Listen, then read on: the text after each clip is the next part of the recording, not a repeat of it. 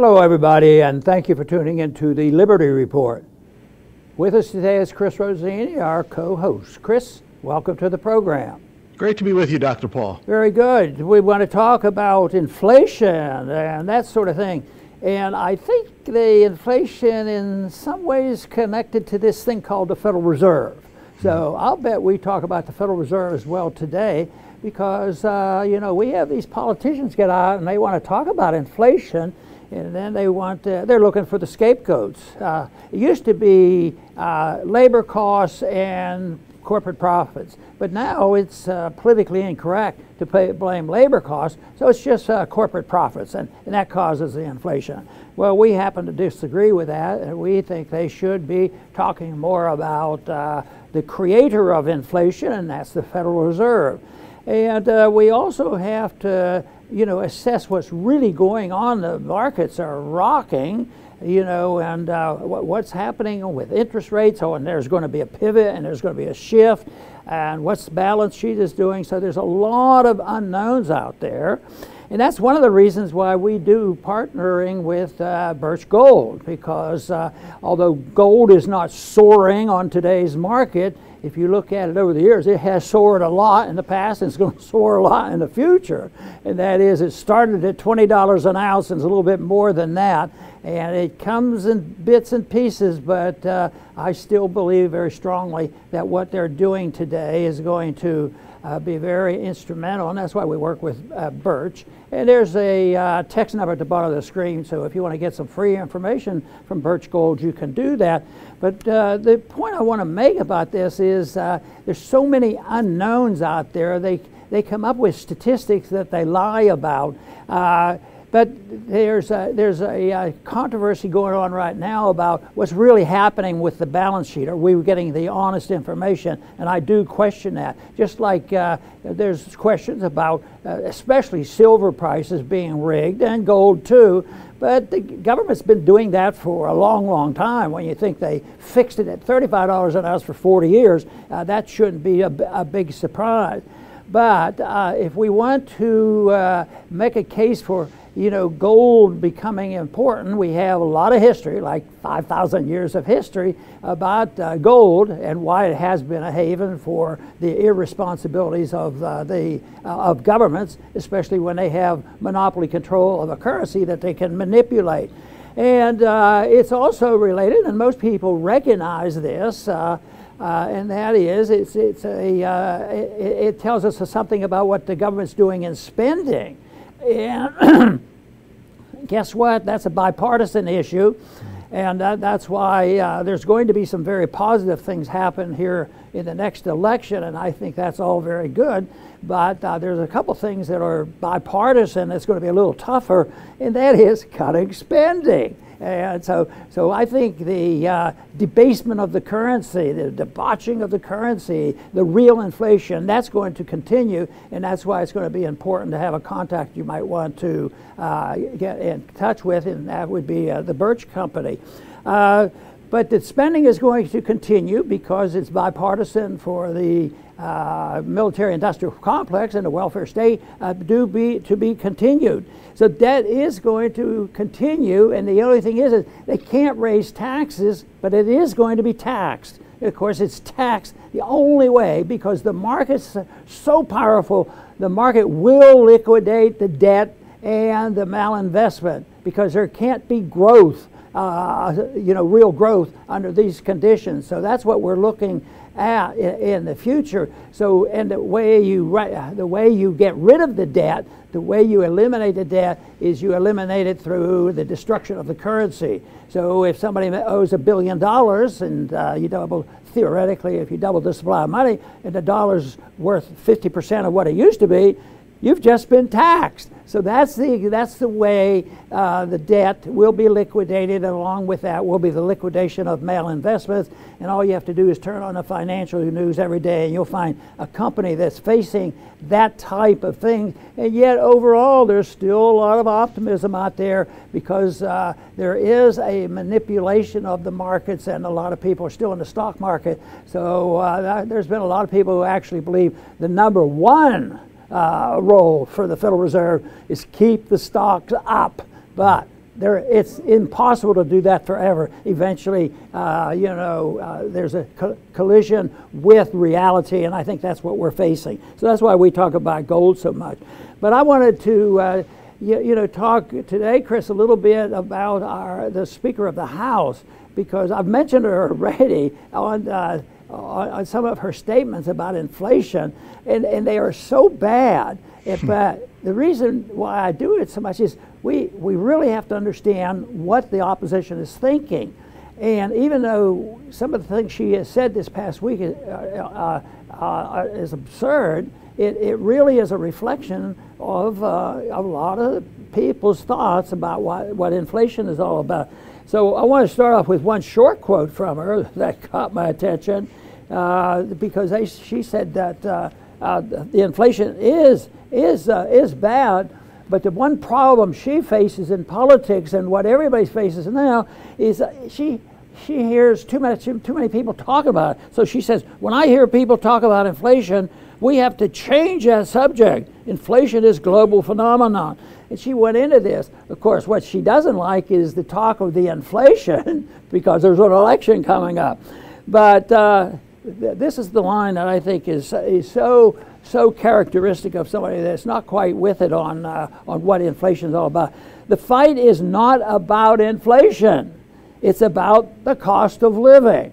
Well, it is about the cost of living, but that's what the inflation does, and that's why the country's in trouble. The Democrats are in trouble, and a lot of Republicans who run up debts and aren't willing to really cut spending. That's why they should be criticized for it, because living beyond one's means is never a good idea. It eventually ends. An individual has to declare bankruptcy and try to pay off the bills, and that's what this country's trying to do, but it's not as easy. And like I said at the opening, the debt will be liquidated, but it will be liquidated by the devaluation of the currency. Chris. Very good, Dr. Paul. Yeah, we've been talking about this for so long. Even before the inflation hit, we were saying, when it hits, you got to keep the eye on the Fed, because they're going to try to misdirect you, blame Putin, blame what we're talking about today, corporate greed, anything but the Fed. And, it's nonsense. Corporations, if they're greedy all the time, not all at once at the same time.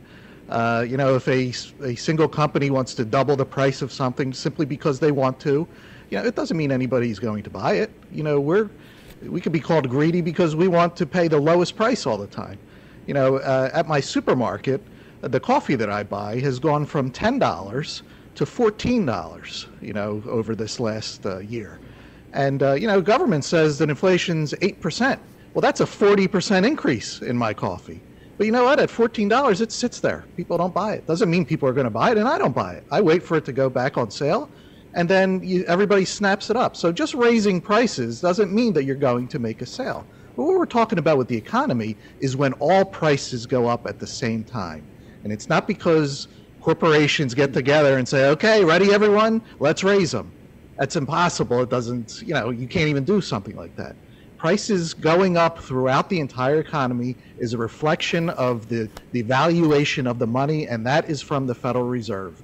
Remember all those trillions that they printed for the COVID and this and that and all the wars, all the stimulus? Remember when government was going to make college accessible to everyone, and how did they do it? Over $1 trillion in debt, and what happened to the price of college?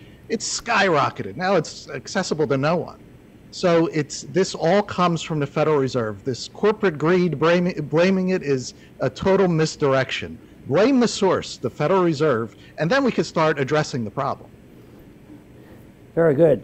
In that interview with Margaret Brennan that Pelosi had, Brennan, you have to give her credit because she pushed Pelosi a bit on this. And the subject came up about, what would Pelosi do after the election? Is she going to be around? Is she still going to be speaker and all this? But that is another thing. We're not talking about inflation, but we're not going to talk about what am I going to do after we have the election. I'm here for different. I'm not here to talk about me, she said. I'm here to talk about the future. America's working families. Where do you... Who are these working families? Are they all Democrats or what's going on? But she's for the children. It's always about the children.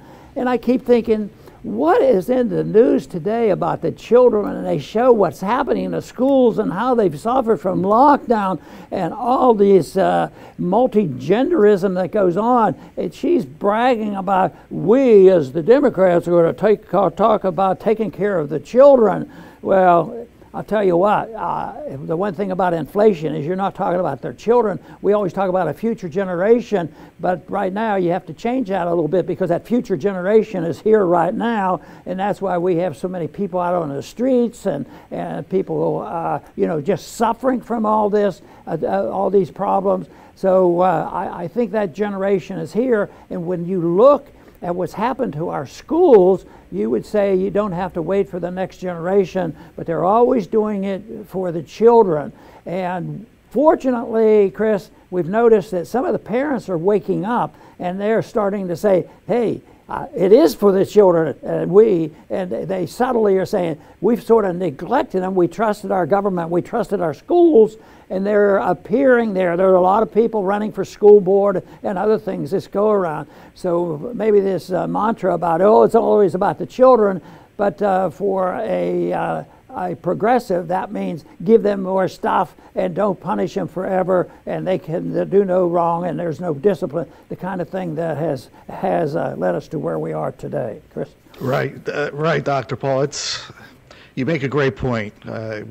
It's selective blame with the progressives, and I think progressives have really lost their way. That's why on the show we tend to mention the good progressives, because there are good progressives out there, and actually we work with some of them.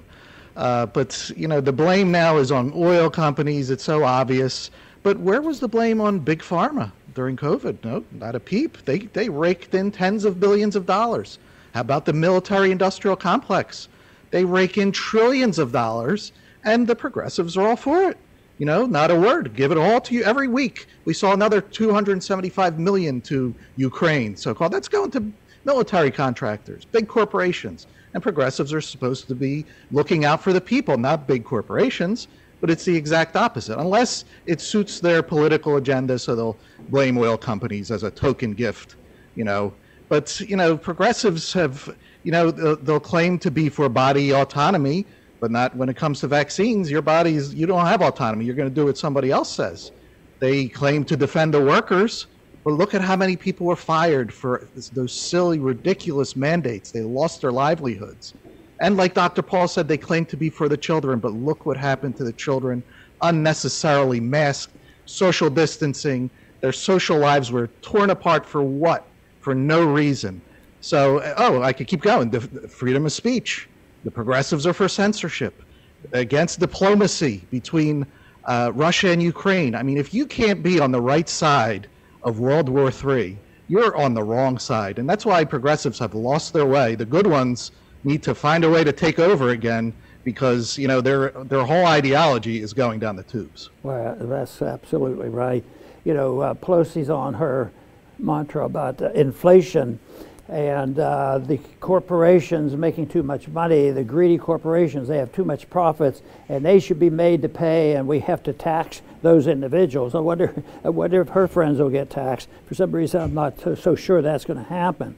But inflation actually does the opposite of what she thinks, because there's a lot of she thinks inflation, if you solve the problem, that's you're going to make it a more fair system.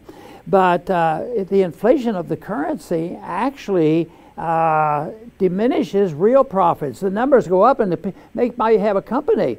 Just look at the social medias. They've been making a lot of money for a lot of years, and all of a sudden it wasn't real. It was fake because it was based on an economy that is an inflated currency and malinvestment, and it looks like a huge amount of profits, but it really is a fake profit. And that's why she said that you can come along and use the profits that were created by inflation At the same time, she doesn't want to really cut inflation. They just go on and they want to keep doing this, and the profits aren't real. That is really the problem with fiat money. It's dishonest. It's immoral. It's not economic. It's not constitutional, and it's all based on deceit. And we have the benefit of being the issuer of the world currency. So therefore, we literally get to export the inflation. That's our biggest export. We print the money, and even today, when you look at Europe, look at the trouble Europe has. It's more trouble than we have, and we have plenty. And then when you look at what's happening in the rest of the world, in the third world nations, but it is related by a system of government which is deceitful. We're going to take care of you from cradle to grave. We're going to take care of the world. We are going to be the policemen of the world. Printing money doesn't matter. And if we need money because people are making profits off this system, we're going to tax it. And of course, they find out that all of a sudden some of that money isn't real. It's fake money. So it's all I can see now is things are going to get much worse. But I think people are waking up, keeping my fingers crossed that we will finally start moving in the right direction and say the problem is too much spending, too much taxes, too much policemen of the world, too much policemen of individual liberty here at home, too much lockdowns, and on and on. They've just forgotten totally what the principle of liberty is all about. But I think there's an awakening now. Our people are thinking along these lines. That's why a lot of people are correctly saying, this election might be a very significant election. I used to really, I get a little bit annoyed with that because for years, 10, 20, 30 years, I've always heard, oh, this is the most important election ever. This is the most important election ever. But then after it was over, nothing changed. So right now, today, I'm keeping my fingers crossed that maybe this election will be one of those elections that things will change. They can't change everything at once. There's no doubt about it. You can't wave a wand and all of a sudden say that we're going to have balanced budgets and no Federal Reserve. That doesn't happen. But it is very important to do the things you can do, because look at how Biden made things worse on energy. They say, well, that's all inflation and that stuff. It went up. It went up because of inflation of the monetary system. The prices went up because of the base currency. But it also went up when there was an interference in the production of energy. And when they closed down the drilling and closed down all the facilities to help increase the supply. And then get involved in wars around the world and pipelines being blown up. It makes no sense whatsoever. So there are things that can be done short of waving the wand and have everything change. But what has to be, people have to understand why it's done, what needs to be done, and if steps going in the wrong directions, people start to see improvement, that would be good. A few years ago, people, I think, thought that was happening, but that was sort of canceled out these last couple years. Excellent, Dr. Paul. I will finish up by saying, yeah, greed is a real thing, and it's an individual issue. We all have to contend with it. We all have to curb it.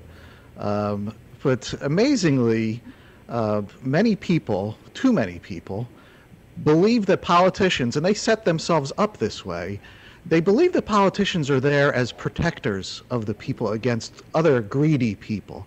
And this is one of the biggest political cons out there. Today, politicians are some of the greediest people on earth.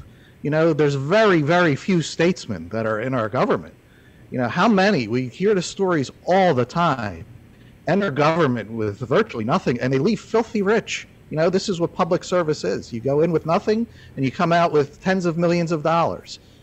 So we're supposed to believe that these are the people to protect us from greedy corporations? No, they work with each other is how it works, And there's a reason why that they keep the focus off the Fed. And Dr. Paul pointed out the reason why they don't want to blame the Fed and just blame anybody else is, one is politics. They want to take it off of Biden, take it off their party. But they also want the Fed there, both left and right, because the Fed prints the money and they create the welfare state, the warfare state. If you get rid of the Fed, you get rid of that. And you get rid of politicians going into government and coming out rich. So if they blame the Fed, go after the Fed, audit it, and end it, that's going to end their own gravy train. So the chances of the two political parties ending the Fed are very, very slim. That's the bad news. The good news is what Dr. Paul has said all this time, is the Fed is going to end itself. You know, it will destroy itself because it's going to destroy the currency, brought on by left and right spending, and people will lose confidence around the world and here, and we'll have no other choice but to return to sound money. So there's good and there's bad. The best that we can do is try to understand it and try to teach others the importance of getting rid of the Fed ultimately and instituting sound money once again. Very good, Chris. I'm going to make a little statement here to close out for today. But I think one of the biggest mistakes made by those who would continue to want us to ignore the real cause of inflation, and they get us to concentrate on prices and then blame somebody. There's always somebody to blame for it. And right now, it's commonplace to blame the corporations and blame capitalism and all these other things. But the price, if it's the prices that they're dealing with, all you have to do is control prices. And notoriously, even back to Roman times, they had the same problem. They debauched the currency, prices went up, so they would control prices. And it's happened in the 20th century quite a few times. Even in my lifetime, I think 3 times they've had wage and price controls. And sometimes these corrections on wages and prices, in order to get back to where things are supposed to be, the prices have to come down. And the liquidation has to occur. But people won't say, you can't go out and say, well, prices have to come down and have to be more normal. You can do that to a degree, but price controls are really bad. But what about wage controls? That's even worse, because that can cause a revolution.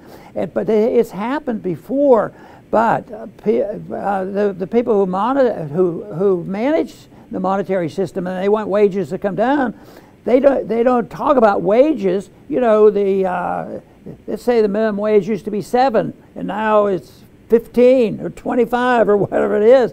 But the real wages haven't done that. The real wages, have gone down. So the nominal wage is up, and they will manipulate it. And also, when there wants to be prices come down on drugs or whatever, it's no problem for the spenders. They'll send out checks and say, here, you can pay that, or you have free medical care and free stuff here. And we certainly saw a lot of that during the COVID lockdown. How many trillions of dollars were printed to tide over all the mistakes made by this authoritarian approach to the lockdown. So far, it's not a whole lot of people that we see will talk about what's happening here. Austrian economics is out, it's out there, and a lot of people believe it, but they really aren't, on the evening news. So I realized that in the time I was in Congress, people used to say, "What's this Austrian economics? Who's this guy Mises?" That's changing, though. There's more people realizing it, and there's more people who are starting to say, I don't trust the government. And that's a good sign that you're moving in the right direction, because the very nature of government is to maintain power by telling lies. And they have no guilt about it, and they go about doing what they want, but they maintain their power by just more lies, innuendos, and feeding them this nonsense that has been fed to them in universities. That's what the universities teach. So we are at a crossroads where, this will not continue as is. It will have to stop. The big thing is trying our very best to make sure the people opt for more liberty and not opting out for another interventionist planned society. See, we have a planned economy because we don't like socialism, we don't like communism. We just like authoritarianism that tells, in a kind sort of way, we'll just give you a lot of money and take care of things. But no, people have to realize that, they haven't canceled out the whole principle of work and production and savings and living within one's means. That will have to come back because eventually the whole thing collapses when there's a total loss of the currency, and that is what's happening already. There are serious efforts right now to compete with the dollar. I don't think we're on the verge of seeing the elimination of the dollar as a reserve currency, but it could come. You know, it could come, and it will not be good. But that is a mess, and people are not accepting the status quo as they have for these so many years. The Bretton Woods Agreement, which was held things together by lies and innuendos, that's long past. So now they're just, you know, they're just playing this by ear and trying to keep it together. But I'll tell you what, we can put it together and we can change things if the majority of the people just say, we want to live in a free society. We want to assume the responsibility for our own welfare. We want to assume the responsibility as parents to take care of our children.